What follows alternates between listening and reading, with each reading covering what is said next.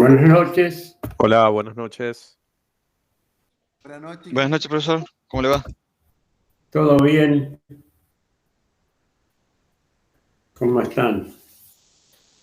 Muy bien, muchas gracias.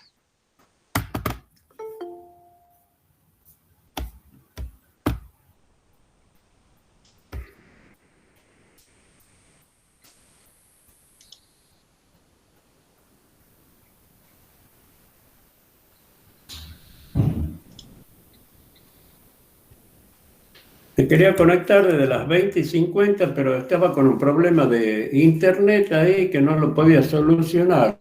Gracias a Dios se solucionó y estamos conectados.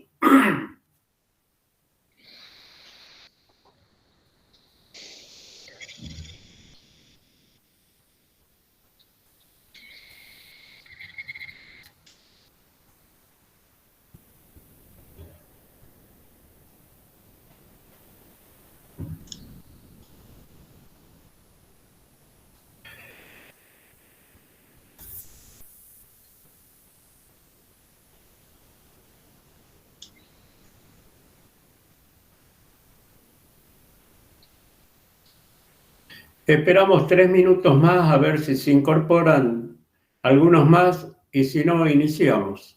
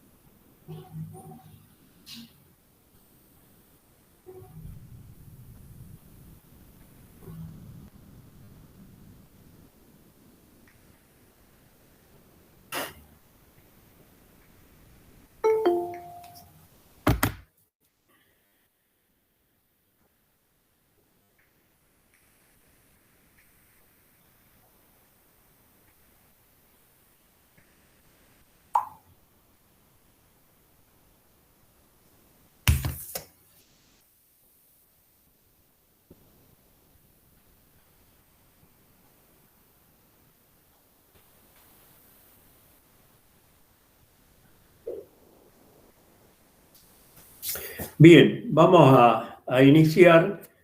Esta va a ser la última clase a cargo mío.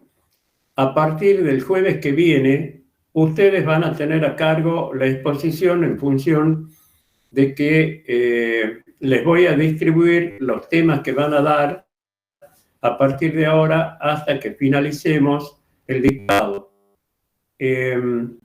Para ello es necesario de que formen grupos. Los grupos que van a formar van a ser de no más de 5 integrantes. Una vez que forman el grupo, me lo pasan por el grupo por el que tenemos de WhatsApp, lo ordenan alfabéticamente al grupo y me lo pasan. Ya sea utilizando una letra, el primer grupo que se constituya será el A, después el B, el C, el D, o si quieren un número, grupo 1, grupo 2, grupo 3, etc. Después voy a hacer el reparto de los temas correspondientes para cada uno de los grupos. La exposición de los grupos no debe exceder de 45 minutos ni tampoco ser menor a 35 minutos.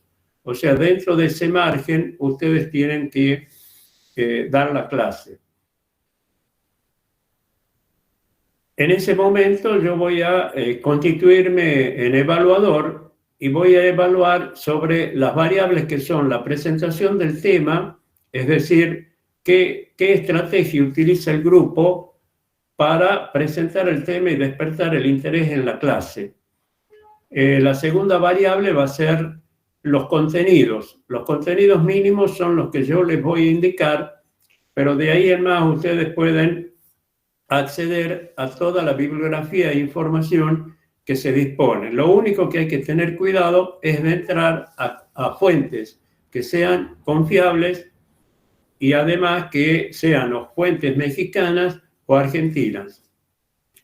También pueden ser españolas, pero en España siempre hay alguna diferencia en la presentación de los temas. Por ejemplo, en la parte contable difiere mucho de la manera en que nosotros abordamos esto. Si bien es cierto, en la parte contable, justo lo que voy a dar ahora, no va a obstaculizar ello, pero hay que tener cuidado. Bien, la tercera variable es la creatividad, que la creatividad no es otra cosa que hacer lo de todos los días, pero siempre con con algo diferente, es decir, poniéndole nuestro sello que haga que sea mejor cada clase que presentemos con respecto a los grupos que nos han precedido. Y la última variable, la cuarta, es justamente el periodo de tiempo en donde ustedes tienen que dar la clase, que dijimos, de 35 a 45 minutos. Si terminan antes de ese tiempo, después de ese tiempo, sufren una sanción en cuanto a la nota que se les va a asignar. Bien, dicho todo esto, tenemos que también fijar la fecha del recuperatorio del primer parcial para los que no asistieron o los que reprobaron. La fecha va a ser para el día, creo que es el día 15 de septiembre. Si no me equivoco, cae día miércoles. Y si no es esa fecha, bueno, día jueves, no miércoles, hoy es jueves, jueves 15 de septiembre. Si no, la fecha que corresponda a ese jueves, es decir, para dentro de 2 semanas. Bien, el tema que vamos a desarrollar hoy, ya que pertenecen a la segunda parte de la materia, porque hasta ahora lo que fuimos viendo hacia lo que comprendía la primera parte, que era economía general. Ahora vamos a ver economía aplicada a la empresa, en donde todo lo que hemos visto anteriormente vamos a aplicarlo en cada uno de los temas que a partir de ahora se desarrollan. Entonces, vamos a ver empresa. ¿Qué es una empresa? Una empresa es una unidad fundamental y básica de producción. Es la encargada de combinar los recursos productivos, que dijimos, los recursos naturales, humanos, materiales, tecnológicos, para producir bienes y servicios con la finalidad de ser vendidos en el mercado y con el objetivo de obtener un beneficio. Es decir, que cuando hablamos de empresa, y la palabra esta empresa tiene como rótulo un fin de lucro, como lo dice la definición que he expuesto, que nos dice que la empresa lo hace con el objetivo de obtener un beneficio. Las empresas privadas, obviamente, son las encargadas de generar riqueza. El Estado no es el encargado de generar riqueza, a pesar que mucha gente cree. No, el sector privado es el encargado de generar riqueza. ¿Y cómo se genera riqueza? A través de generar trabajo digno, calificado y bien remunerado. Y así producir los bienes que con la venta de esos bienes permite que gane el dueño de la empresa, como así también los mismos empleados o obreros que trabajan en ella. El Estado está para garantizar la educación, que es lo único que nos va a sacar realmente de la pobreza, para garantizar la seguridad jurídica, para que lleguen las inversiones extranjeras, como también para el argentino que quiere invertir, que haya seguridad jurídica, no en el corto plazo, sino lo que interesa es para el mediano y para el largo plazo. No nos olvidemos que toda empresa planifica y generalmente la empresa toma forma, la mayoría de las veces, a pesar que hay empresas comerciales, pero de empresa industrial. que es fundamental en la industria, la planificación. Es decir, que el plan maestro de producción del año siguiente, 2022, se elabora en el año 2021. Entonces la empresa sabe qué recursos necesita, de dónde los va a conseguir para poder desarrollar el plan de trabajo que ha elaborado ese plan maestro en este periodo. Bien, entonces dijimos que la empresa tiene por fin generar trabajo digno y bien remunerado y generar riqueza.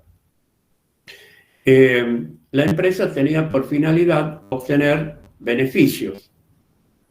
¿Y qué es el beneficio? El beneficio, acá lo estamos analizando desde el punto de vista financiero y contable, el beneficio surge de restar a los ingresos por venta los costos más los gastos, y eso nos da igual al beneficio, obviamente, si los ingresos superan a los otros dos sumando. De lo contrario, lo que vamos a tener es una pérdida, vamos a sufrir una pérdida. Ahora, desde el punto de vista económico, los ingresos se calculan. A los ingresos totales le tenemos que restar los costos explícitos y los costos implícitos, o sea, los dos costos, explícito más implícito, implica el costo total. Cuando aborden el tema de los costos, ahí van a ver la clasificación de lo que significan un costo explícito y lo que es un costo implícito y la importancia que tiene para la economía. Por eso es desde el punto de vista económico. Eso se analiza desde el punto de vista de toda la economía. Cuando uno está trabajando con los proyectos de inversión, ahí aparece lo que es el costo implícito. Bien, entonces las empresas tienen por finalidad obtener beneficio. Pero más que eso, porque dijimos desde la primera clase que desarrollamos, de que existe el principio de la maximización, que los seres humanos somos maximizadores de beneficios. Entonces, la empresa está obligada a maximizar el beneficio. Por dos razones. La primera razón es que la empresa está en un mercado en donde compite con otras empresas que hacen lo mismo. Es decir, que no domina el mercado, no tiene el 51% del mercado, sino es un participante más. Y la manera de competir en el mercado no es otra que tratar de minimizar, pisar los costos para de esa forma maximizar el beneficio. Esa es una de las razones. La segunda razón es que tanto los accionistas o dueños de la empresa están interesados en que los gerentes o los administradores de la empresa maximicen el beneficio. Y para eso los incentivan, es decir, dándole una participación sobre el incremento que logren en la utilidad o de lo contrario, aumentándole los honorarios o haberes que cobren. Bien, las empresas pueden ser unipersonales y pluripersonales, que sería el caso de las sociedades. En la empresa unipersonal, lo que nos encontramos es con la figura del comerciante. El comerciante, para ser reconocido como tal, tiene que matricularse, que es exactamente como harían ustedes cuando se gradúen y tengan que presentarse en el COPIT para matricularse como ingenieros y puedan ejercer la profesión. Entonces, ¿de qué manera el comerciante se matricula? Lo hace en el Registro Público de Comercio, presentando una nota al juez de comercio solicitando ser matriculado, inscripto en la matrícula de comerciante y luego de ese escrito, el juez de comercio va a sacar un proveído diciendo de que se inscribe en el registro correspondiente como comerciante fulano de tal. esa inscripción como comerciante matriculado, porque puedo también ejercer el comercio y realizar actos de comercio sin matricularme. Es decir, al matricularme lo que adquiero son derechos y también obligaciones, exactamente como ocurriría si me matriculo en el COPIT. Entonces, ¿qué derechos adquiero? Los derechos que adquiero es que al ser un comerciante matriculado, si alguien me pide la quiebra, tengo un remedio anterior a la quiebra que se llama el concurso de acreedores. Entonces, esa concurrencia de acreedores es para evitar lo que es la quiebra. ¿Y qué importancia tiene el concurso de acreedores? Que si el juez decreta el concurso de acreedores, para que se presenten los acreedores con sus títulos, para que yo les pague, les tengo que hacer una oferta, pero dije claramente, para que yo les pague. En ese momento, el juez de comercio no me quita la propiedad que tengo sobre de la empresa, no interviene, y yo puedo hacer la propuesta, obviamente, con el síndico que hayan designado la justicia al respecto. Ahora, si fracasa el concurso de acreedores, sí va a haber la quiebra. Y el problema que tiene la quiebra es que me desapoderan de la propiedad de la empresa, entonces se pone un interventor judicial que es el encargado de, primero, verificar las deudas que tengo para poder pagarla, y en función del privilegio de esas deudas, es decir, deudas hipotecarias, prendarias, irán primero, y luego están los acreedores quirografarios, los comunes, que son los proveedores, y por último están los empleados. O sea que los empleados son los últimos en cobrar cuando una empresa va a la quiebra o un comerciante va a la quiebra. Los empleados son los últimos. Entonces, pero el problema que tiene la quiebra no es solo de que se liquida la empresa, se venden los bienes y con el producido se pagan las deudas hasta donde llegue, sino que además se inicia un proceso también, ese sería el proceso civil comercial, y luego se inicia un proceso penal, porque el juez en la parte penal va a juzgar si la quiebra mía se debe a que tuve la mala suerte en el manejo del negocio, no tomé malas decisiones, o de lo contrario lo hice a propósito y de manera fraudulenta para perjudicar a los acreedores. En este caso, el juez me puede disponer, existiendo la ley penal económica, sanciones que pueden llegar hasta la prisión, o sea, la pérdida de la libertad. Bien, pero también, así como tengo esos derechos, tengo otras obligaciones que el comerciante tiene la obligación de llevar contabilidad en los términos que fija el Código de Comercio en su artículo 43. Es decir, que esa contabilidad tiene que ser ordenada y luego tiene que permitir realizar un cuadro, así lo dice el Código de Comercio, que muestre cuál es la situación que la empresa tiene en un momento dado, que para nosotros ese cuadro no es otra cosa que el balance general. De la misma manera, en las empresas pluripersonales o sociedades, la sociedad también puede matricularse, en realidad no se llama matrícula acá en este caso, sino se inscribe en el Registro Público de Comercio y de esa manera se transforma en una sociedad regular que da derechos y obligaciones. Los derechos, tal cual como lo dijimos con el comerciante, tiene también la sociedad, y las obligaciones también de llevar contabilidad, etc. Bien,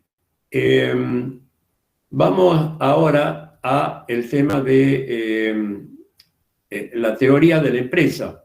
La teoría de la empresa analiza las variables que tienen que ver con la producción, la distribución de las actividades que realiza la empresa. También se utilizan en la teoría de la empresa modelos que se aplican sobre todo en lo que sería la política de precios, es decir, se hace simulación y se trata de esa manera de entender la política de precios que debe seguir cada empresa dentro del mercado en el que le toque actuar. Bien, Vamos ahora a hablar de lo que es el sistema administrativo. El sistema administrativo es un conjunto de reglas, de normas, de procesos, de procedimientos que tienen por finalidad alcanzar los objetivos de la organización.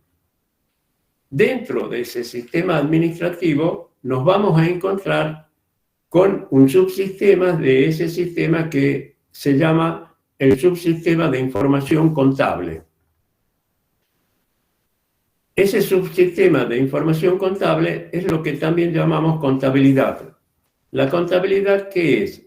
La contabilidad es una ciencia que estudia y da las normas, procedimientos y procesos que se deben llevar a cabo para efectuar los registros de las operaciones que en el mundo real realiza la empresa, a los efectos de tomar decisiones en cuanto a decisiones de rutina, en cuanto al movimiento de los negocios y también para apoyar el control.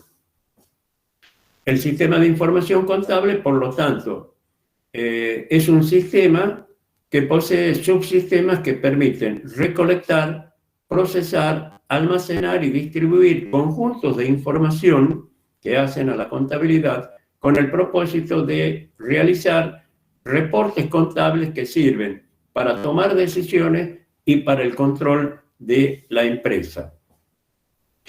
El sistema de información contable puede ser tanto manual como computarizado.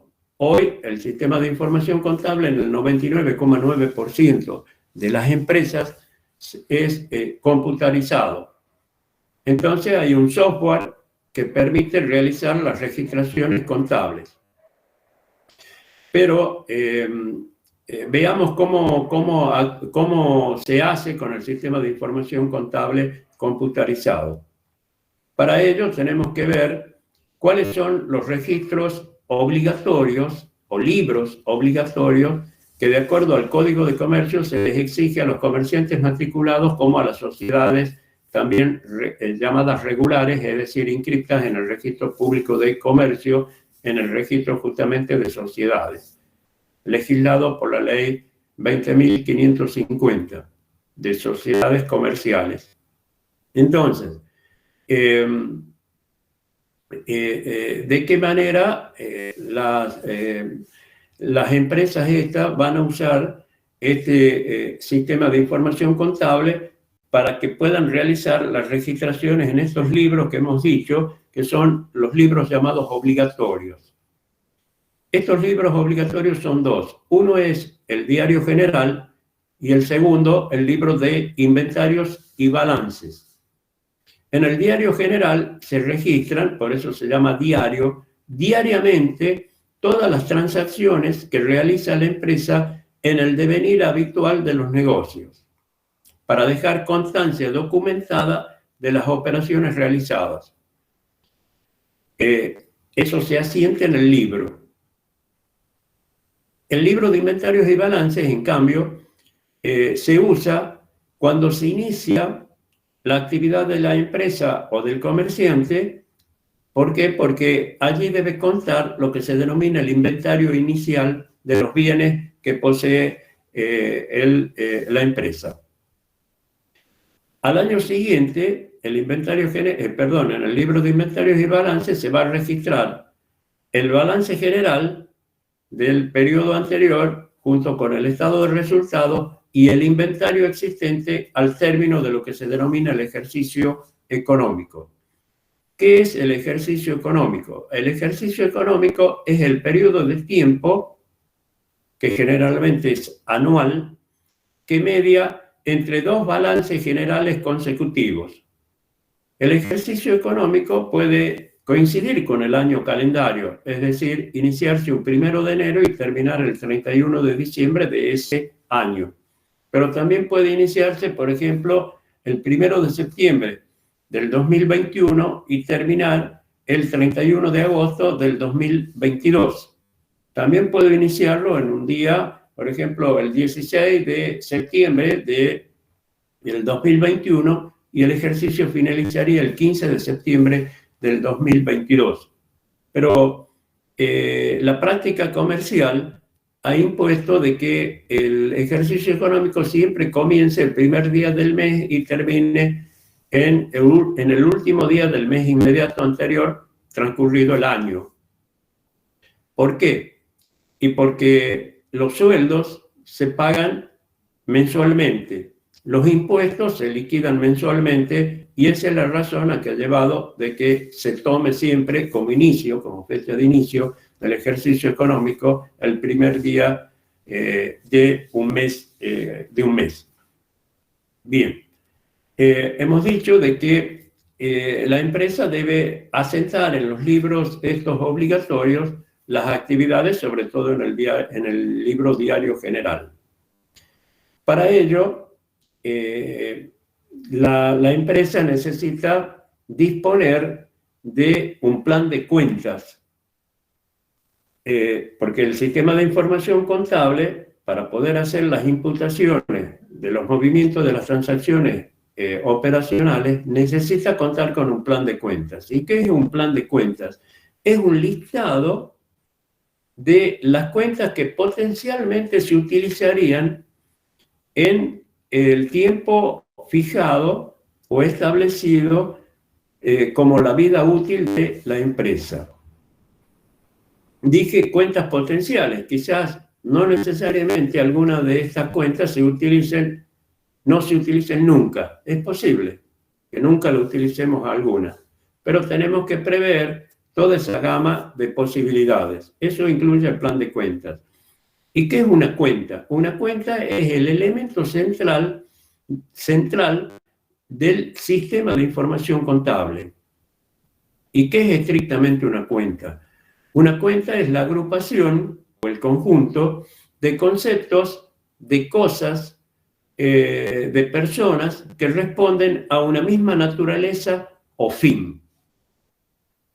Ejemplo, si estamos en un supermercado, el supermercado ese vende botellas de aceite, botes de aceite, vende kilos de arroz, vende paquetes de fideo, vende litros de leche, etc. Todo esto integra un rubro que se llama mercaderías. De la misma manera, si la empresa va desarrollando sus actividades, hay gente que le debe plata a la empresa porque le ha fiado cuando retiró la mercadería y eso sería la cuenta deudores por ventas. Bien, pero antes de seguir con el tema de las cuentas, con la clasificación de las cuentas, primero tenemos que ver cuáles son los sistemas de registración contable que existen. Existen 3 sistemas. El sistema de la partida simple, el sistema de la partida doble y el sistema de la partida triple o rusa.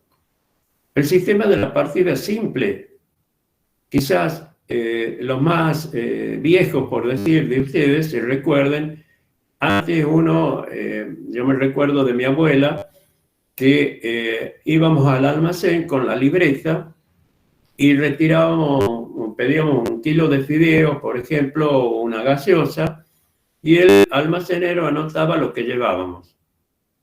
Quizás ponía en esa columna, luego de la anotación, ponía los importes. Es decir, bueno, cuando llegaba el final del mes y cobraba a mi abuelo, decía, lleva la libreta al almacenero que me diga qué debemos. Entonces llevaba la libreta, el almacenero sumaba esa columna, era un importe, y uno volvía y decía, debemos tantos pesos. Él daba la plata, llevábamos al almacenero, el almacenero ponía un signo menos abajo de esa columna por el importe que uno pagaba y se cancelaba la cuenta, o de lo contrario quedaba un saldo para el mes posterior.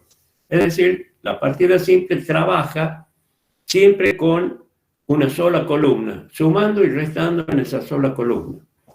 Ahora vamos a la partida triple o rusa, que se usa muy poco en la Argentina porque es un libro, se usa un libro parecido a lo que sería el libro auxiliar de caja que se usa en las empresas, no es un libro obligatorio, pero acá se usa un libro también de doble entrada, se llama, porque el libro abierto tiene una parte que es el debe y otra parte que es el haber, que ya vamos a hablar sobre eso, pero lo que tiene de diferencia es que las columnas que aparecen son varias y cada una tiene un debe y un haber para cada una de las cuentas que preveemos usar, tanto para el lado del debe como para el lado del haber. Y vamos haciendo allí las registraciones, los asientos, y bueno, ese es el libro que se llama, que permite aplicar el sistema de registración de partida triple o rusa. Ahora vamos al sistema de la partida doble, que es el que se usa en todos los sistemas de información contable prácticamente. Este sistema de la partida doble se debe a Luca Paciolo, perdón, un monje italiano que fue el propulsor, el inventor de la partida doble.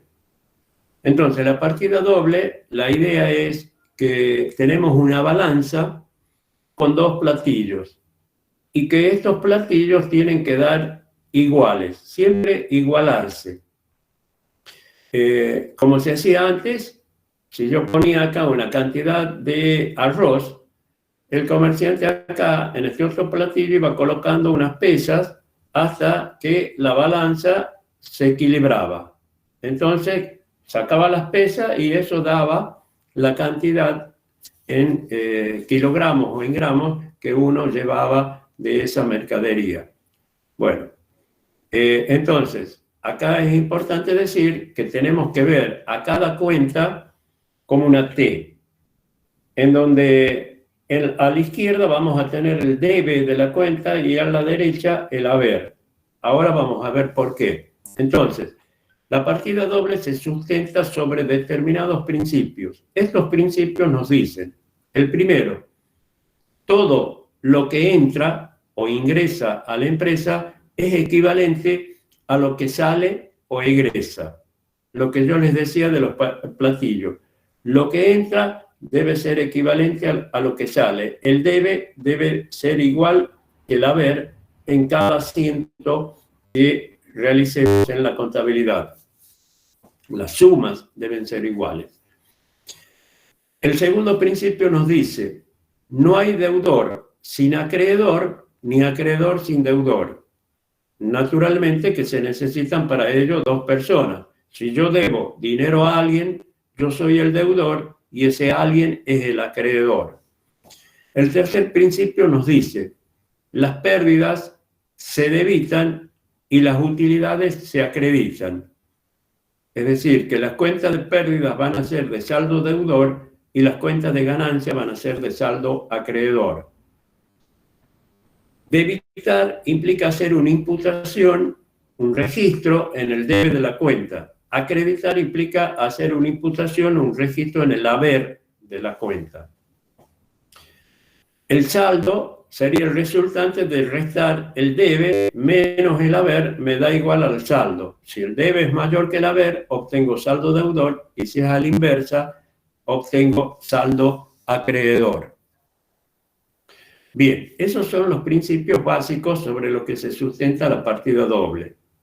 Las cuentas, entonces, dijimos que es la agrupación de conceptos, cosas o personas que responden a una misma naturaleza o fin. Las cuentas se clasifican en cuentas patrimoniales, en cuentas de resultados y en cuentas de orden. Las cuentas patrimoniales representan lo que en términos de bienes, derechos, deudas y obligaciones posee una persona o un ente económico. Estas cuentas patrimoniales también se clasifican en cuentas que se llaman del activo, del pasivo y del patrimonio neto. El activo es todo lo que la empresa o este ente económico posee en términos de bienes, derechos, en términos de bienes y derechos, lo que posee. El pasivo representa todas las obligaciones o deudas que la empresa tiene. Las cuentas del activo son de saldo deudor y las cuentas del pasivo de saldo acreedor. Las cuentas, luego tenemos, perdón, el activo, el pasivo y el patrimonio neto. El patrimonio neto surge de lo que es la ecuación patrimonial. La ecuación patrimonial, que es fundamental, nos dice que el activo menos el pasivo nos tiene que dar el patrimonio neto. Es decir, todo lo que poseo menos lo que debo es lo que es realmente mío. Por eso se dice de que el pasivo no es otra cosa que el activo de tercero, es decir, el activo que todavía debemos. Y el patrimonio neto, lo que es realmente nuestro. Bien, las cuentas del patrimonio neto tienen saldo acreedor. Estas cuentas en el patrimonio neto son el capital o capital social, cuando es una sociedad, está compuesto por los aportes que realizaron los socios en el momento que se inició la sociedad. También existen en el patrimonio neto lo que se denominan las reservas. Las reservas no son otra cosa que utilidades líquidas y realizadas, pero no distribuidas. ¿Qué significa esto? Que son dividendos, en el caso de las sociedades anónimas, que no han sido distribuidos y pagados para los socios, sino que se han destinado para dar solvencia a la empresa y se guardan en el patrimonio neto. Es decir, pueden ser reservas que se denominan legal, estatutaria porque la prevén los estatutos, o facultativa porque es facultad, en el caso de las sociedades anónimas, de la asamblea de accionistas crear esta reserva. Y luego, lo último que aparece en el patrimonio neto es el beneficio o utilidad resultante del ejercicio. Si es así, la utilidad tiene saldo acreedor, por lo tanto se suma en el patrimonio neto. Ahora, si hay pérdida, será la pérdida del ejercicio e irá restada, entre paréntesis, en el patrimonio neto. Bien, las cuentas de orden se utilizan nada más, por eso el nombre de orden, no tienen trascendencia ni desde el punto de vista patrimonial, ni desde el punto de vista de los resultados, porque solo se usan para dejar constancia de algunas actividades, más que actividades, de algunos depósitos que obligatoriamente tenemos que hacer, como dejar acciones en caución o poner depósitos de garantías en una licitación y que después lo vamos a recuperar. Es decir, no es una salida, sino es una potencial salida. Bien, luego tenemos las cuentas de resultados. ¿Por qué llamamos cuentas de resultados? Si yo preguntara en este momento a ustedes, ¿cómo acaba de salir Estudiantes de La Plata que jugaba con San Lorenzo de Almagro?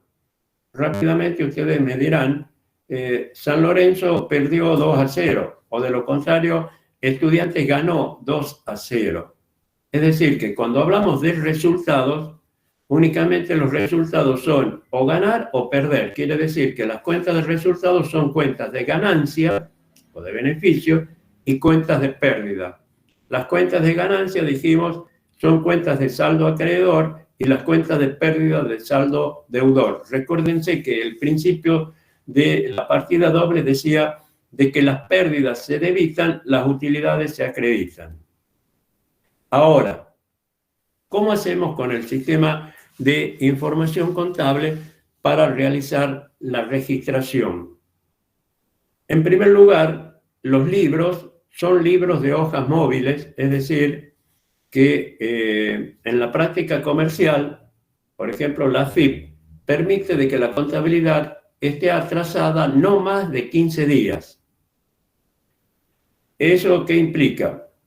Que debo imprimir lo que está grabado en la memoria de la máquina no más allá de 15 días de la fecha actual, es decir, 14 días a lo sumo. Porque de lo contrario me van a multar y mis libros no van a servir como prueba, que es una prueba documentada importante para aceptar en los juicios, de, el comerciante. Entonces, no dije que para que los libros sirvan como prueba, tienen que estar rubricados y foliados por el Registro Público de Comercio. Foliado quiere decir que le colocan un sello con el número correlativo a cada una de estas hojas, es decir, uno lleva para hacer rubricar un libro una resma de papel de 500 hojas y entonces el juez en la primera hoja va a colocar un sello que dice conste por la presente que en el día de la fecha se habilita el presente libro que será el libro diario general número 1 de la empresa tal. Y abajo firma el juez y el secretario del juzgado. Entonces eso habilita, eso significa que el libro ha sido rubricado y luego en el registro lo van foliando con un número correlativo a cada una de las hojas y ahí también está la firma del juez. Entonces, la registración que uno realiza hace la impresión del libro cada tanto, no más, dije, de los 15 días, y van a aparecer los asientos. Los asientos respetan en esa hoja, que no está rayada ni nada. Antes era un libro encuadernado con tapas gruesas y tenía 3 columnas, una para los parciales, luego la segunda columna era el debe y la tercera el haber.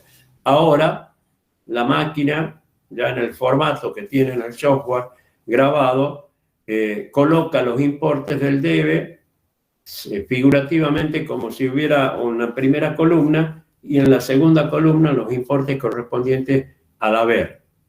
Entonces, nos preguntemos, ¿cómo se haría una registración de que acabamos de, por ejemplo, comprar 1000 bolsas de azúcar?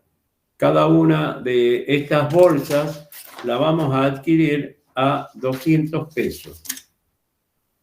Bien, pero la forma que hemos pagado las bolsas de azúcar han sido de la siguiente manera. El 25% lo hemos pagado en efectivo, en dinero rabioso, cash. El otro 25% lo hemos pagado con un cheque de un determinado banco. El 25% restante lo hemos pagado con un documento que es un pagaré, que es una promesa de pago, por eso se llama pagaré, a 60 días de plazo y lo hemos entregado para que le sirva como constancia al vendedor de las bolsas de azúcar. Y el otro 25%, para completar el 100% de los 200.000, que serían 50.000, lo hemos quedado debiendo en cuenta corriente. Deber en cuenta corriente es que hemos firmado la factura y eso significa que nos hemos transformado en un deudor para la empresa, es decir, en deudor para la empresa y él para nosotros sería un acreedor.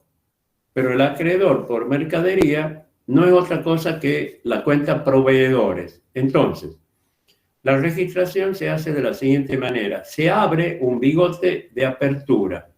Un bigote así como el mío, solo que acá no tiene continuidad la línea, es bigote.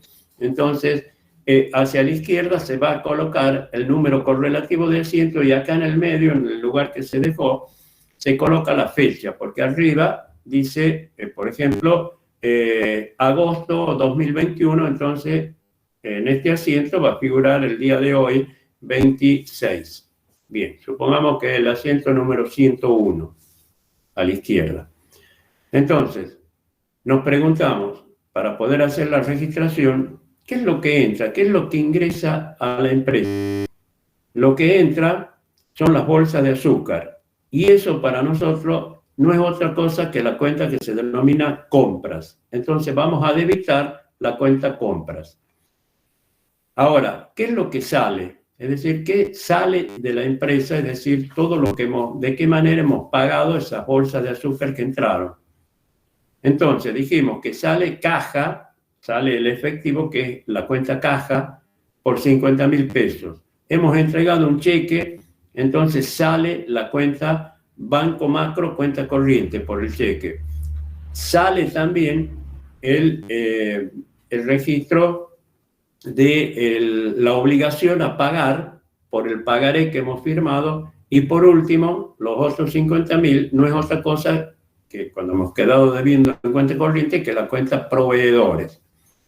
Antes se ponía compras a caja, a proveedores, a banco, etc. Se usaba la A. En cambio ahora la registración se hace de esta manera. Así la van a visualizar ustedes. ¿Ven? La cuenta compras, luego la cuenta caja, la cuenta banco macro, cuenta corriente, la cuenta obligaciones a pagar y proveedores. Ven que la cuenta compras se registra por los 200.000 pesos y cada una de las otras 4 cuentas se registran por el valor del 25% que se pagó en cada una de ellas, que son 50.000.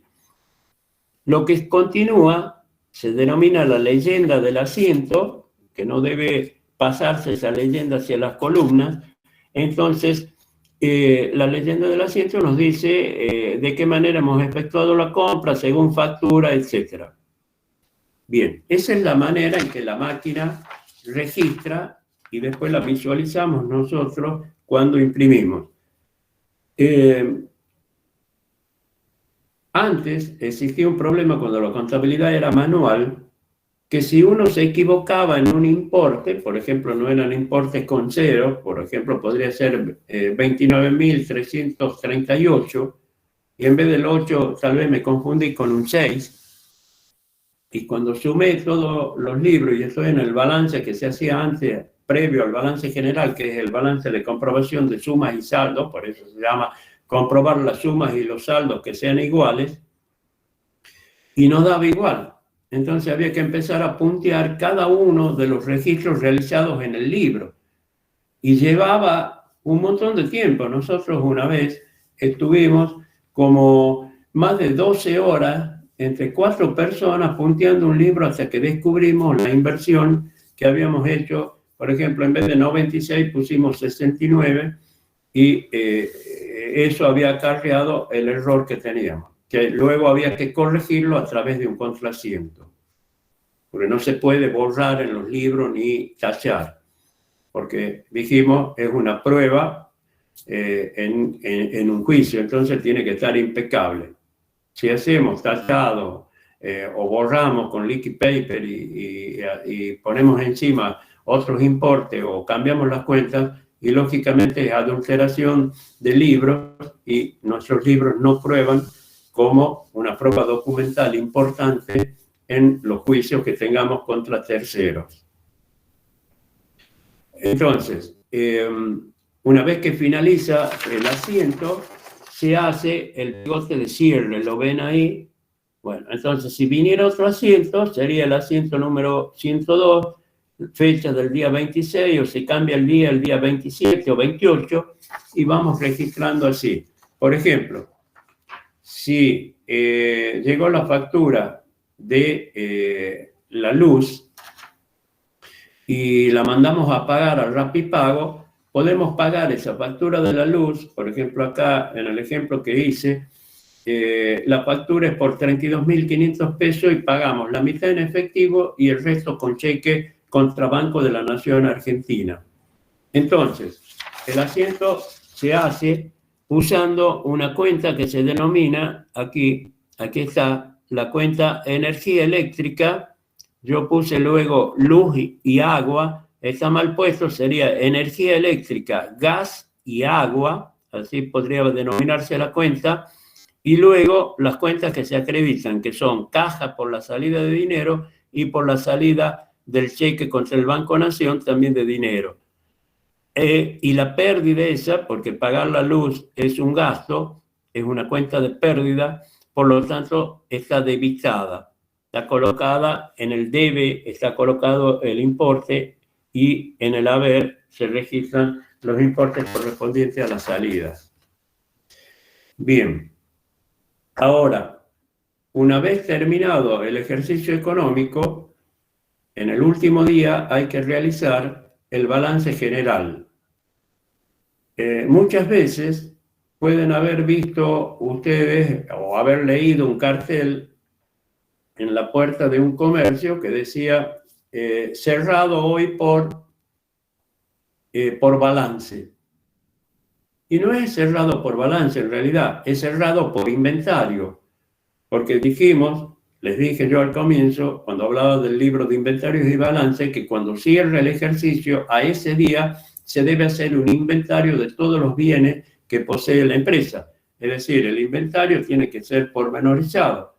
Si estamos diciendo, tenemos un escritorio, tenemos que detallar si es de madera, si es de metal, el estado en que se encuentra, qué cantidad de centímetros tiene, de ancho, de largo, de alto, y así de cada uno de los bienes. Así es el detalle que se hace del inventario. Imagínense si habría que hacer el inventario en un supermercado o en una bulonería, que hay tantos bienes pequeños, más grandes, y llevaría bastante tiempo, entonces tiene que haber bastante gente afectada para realizar el inventario ese día. El balance general, entonces, ¿qué es? El balance general es un estado contable que nos muestra la situación patrimonial, económica y financiera de un ente económico en un momento dado, que es la fecha de cierre del ejercicio. El balance general viene acompañado de un estado anexo que se denomina el estado de resultados. ¿Y qué tiene el estado de resultados? Tiene las cuentas que son de ganancias y las cuentas que son de pérdida, y luego el resultado final, la ganancia o la pérdida del ejercicio. Entonces, el balance general tiene como dos bloques. Hacia la izquierda, el activo, y hacia la derecha, el pasivo y el patrimonio neto. El activo, ya dijimos lo que es, el activo se divide ahí en activo corriente y no corriente. Y el pasivo también en pasivo corriente y no corriente. ¿Qué significa esto? El activo corriente, y tal cual como decimos del pasivo corriente, es todo lo que es convertible en dinero, es decir, que se convierte en líquido, que sería dinero, en el término de un año, dentro del término de un año. Y en el pasivo sería todo lo que tenemos la obligación de pagar, deudas u obligaciones que tenemos para pagar dentro de ese término del año. Ahora, si tenemos activo no corriente y pasivo no corriente, es todo aquello que es convertible también por dinero y que tenemos la obligación de pagar en el caso del pasivo no corriente, que excede al plazo de un año. ¿Cómo se ordena el activo? El activo está clasificado por rubros. Y los rubros agrupan cuentas. Los rubros están clasificados conforme a la liquidez. Los de mayor liquidez aparecen primero. Dijimos que liquidez es sinónimo de que son dinero. Entonces, lo primero que va a aparecer en el rubro del activo, en el activo corriente, va a ser las disponibilidades. Y las disponibilidades son la cuenta caja, es decir, que abro la caja de la empresa o la caja fuerte y está el dinero. Es decir, está el dinero, que sería la cuenta caja, y también están los cheques que tenemos, que también son de caja, y las libretas de cheques que representan a los bancos con los cuales operamos. Es decir, que serían no los cheques que nos permiten girar, sino los depósitos que hemos hecho. Entonces figurará banco macro con lo que nos queda en el banco a ese último día del cierre del ejercicio, y así con cada uno de los bancos. El segundo rubro que aparece es créditos. Y los créditos son los deudores por ventas que dijimos hace un momento, los documentos a cobrar que tenemos de nuestros clientes, y ven, esos son los créditos. Y así van clasificándose los rubros. Les voy a mostrar acá un extracto de balance general sin importes que les puse, y acá lo tienen, ahí pueden ir viendo. De todos modos, todo esto, toda la guía, les voy a pasar apenas terminada la clase para que ustedes la puedan estudiar y visualizar ya para el parcial. Ahí lo tienen, al resto del activo y del pasivo tanto corriente como no corriente. Y acá tienen el estado de resultados. Ven que el estado de resultados comienza con los ingresos y aparece la cuenta ventas, luego dice menos costo de mercadería vendida y aparece la utilidad bruta sobre ventas. Luego aparecen otros ingresos que se detallan con las cuentas correspondientes. Luego aparecen los costos y gastos que hay en la empresa, que son los egresos, y hasta que llegamos al final, que es el resultado del ejercicio económico, que lo van a ver acá, en esta otra parte. Ahí tienen ganancia del ejercicio, que podría ser también pérdida del ejercicio. Luego, al final de la guía, tenemos indicadores contables varios, que se usan índices para medir, por ejemplo, la rentabilidad de un negocio. Es decir, la rentabilidad que sale o surge del capital invertido. Entonces, vamos a poner en el numerador, vamos a poner la ganancia del ejercicio por 100 dividido en el capital. Y ahí obtenemos la rentabilidad sobre el capital invertido. De la misma manera, si quisiéramos también sacar la proporción de ganancia o de utilidad bruta sobre el costo de mercadería vendida, ¿cuál sería el costo de la mercadería vendida? Es el costo de la mercadería que ya no está. Entonces sería, en primer lugar, sumar las cuentas compras, que sería, primero sumar la existencia inicial al comenzar el ejercicio, a eso sumarle las compras menos las ventas, y eso nos da las ventas. ¿Cuál sería? La existencia final, lo que nos queda. Entonces, lo que no está sería el costo de mercadería vendida. Entonces, existencia inicial más compra menos existencia final nos da el costo de mercadería vendida. Y si queremos sacar el porcentaje de utilidad bruta en función del costo de la mercadería vendida, lo que vamos a hacer es colocar en el numerador la ganancia esta bruta dividido en el costo de mercadería vendida multiplicado por 100. Bien, el balance general dijimos que muestra la situación patrimonial.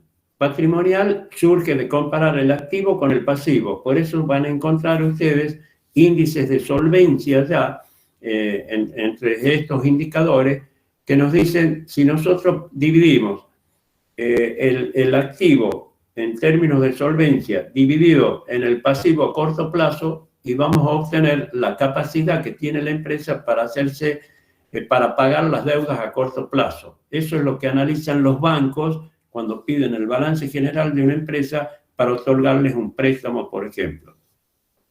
Bien, entonces, de relacionar el activo y el pasivo, obtenemos el índice de solvencia que nos muestra la situación patrimonial de la empresa, lo que es de la empresa, lo que se debe y lo que es realmente nuestro, que está en el patrimonio neto.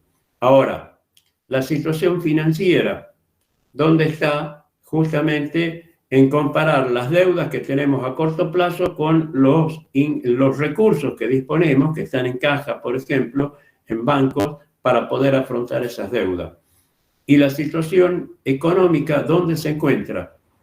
En esa cuenta que pusimos en el patrimonio neto, que incluimos allí, que es la ganancia del ejercicio o bien la pérdida del ejercicio, que no sería otro que el equivalente al estado de resultados en su resultado final, que sería ganancia o pérdida. Eso nos muestra la situación económica de la empresa. Una empresa puede ser económica, puede andar patrimonialmente, ser sólida e importante, pero económicamente andar mal. Es decir, una empresa que tenga topadoras, tractores, etcétera, pero que tiene muy poco trabajo durante el año para, ¿cómo se llama esto? Para talar, limpiar los campos, y lógicamente que económicamente anda mal, pero patrimonialmente anda bien. Entonces eso lo va a llevar a pedir un préstamo en el banco, pero el banco lo que va a analizar es si lo que la empresa tiene en términos de efectivo, de dinero del cheque, en deudores por venta y documentos a cobrar, si con eso le alcanza para pagar la cuota del préstamo o el préstamo que ha pedido.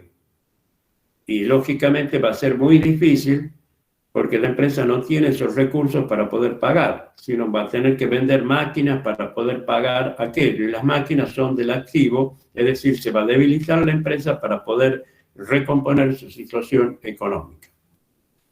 Bien, con eso hemos finalizado la clase de hoy.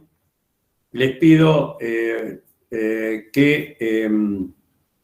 constituyan los grupos que dije de 4 a 5 integrantes, lo ordenan alfabéticamente, parten desde el grupo 1 o desde el grupo A y luego van siguiendo con el B o con el 2 y así sucesivamente, me lo colocan en el grupo de WhatsApp a los efectos de que yo después asigne los temas correspondientes en función de las unidades que nos tocan desarrollar.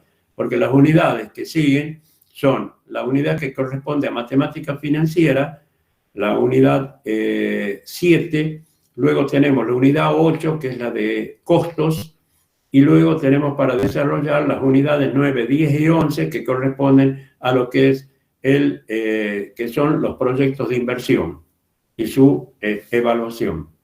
Bien, con eso, si no tienen alguna pregunta que hacerme, damos por finalizada la clase, que tengan un feliz descanso y nos vemos, si Dios quiere, el próximo jueves ya con la exposición del primer grupo y trataremos de comenzar la clase, como dijimos, a las 20:50. Hasta luego. Muy bien, hasta luego, muchas gracias. Hasta luego, buenas noches. Hasta luego, contador. Gracias. Hasta luego.